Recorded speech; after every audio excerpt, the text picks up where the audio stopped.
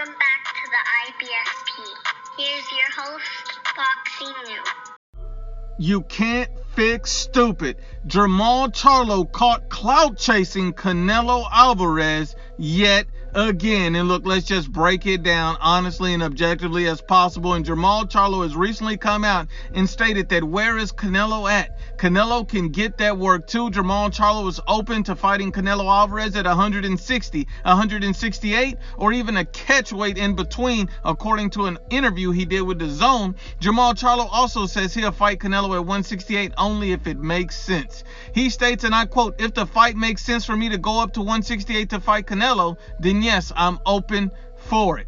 Now, first of all, for you to call for a Canelo Alvarez fight, when you know he's been focused on fighting Caleb Plant for months, when you know he has plans, you know he is booked, yet you call him out when the coast is clear, when you feel it's safe to do so. This is the definition of a coward. Only a coward would call out a guy you already know is booked. Only a coward would talk about a guy that you know is booked. And let's not forget, this is the same Jermall Charlo that's already turned down a Canelo Alvarez fight in the past. You've already had your opportunity and you passed on it.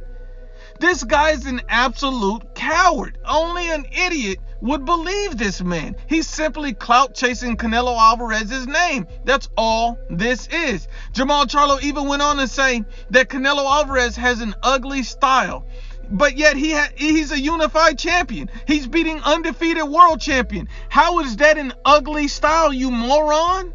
Well, Jermall Charlo, on the other hand, he's a prime fighter fighting an horchata salesman. Everyone looks like a killer fighting a guy who sells horchata.